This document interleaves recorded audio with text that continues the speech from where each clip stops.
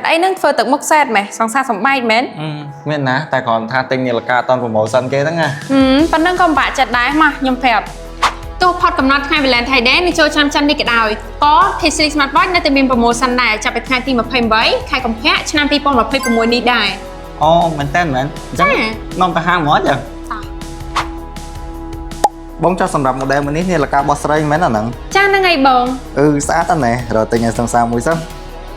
ចាបងសម្រាប់ model មួយនេះឈ្មោះ K-Slick A-Fin ដែលវាមាន3ពណ៌សម្រាប់ឲ្យបងជ្រើសរើសបងឆ្លាញ់មួយណាដែរបង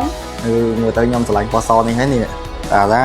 ហើយ promotion ចុះតម្លៃប៉ុន្មានណាហ្នឹងសម្រាប់ model មួយនេះ promotion $10បងចុះច្រើនណាស់នេះទិញឲ្យសង្សារមួយសិនហើយសម្រាប់នាឡិកាមួយនេះដែរនេះសម្រាប់ model មួយនេះ$20បងហើយអានេះ$30បងបើចុះច្រើនជាងគេអានេះចាបងហើយស្អាតទៀតណាពណ៌ខ្មៅត្រូវឲ្យបងការ promotion នៅហាងយើងខ្ញុំនៅតែបន្តមានរហូតដល់ថ្ងៃទី28ខែកុម្ភៈឆ្នាំ2026នេះ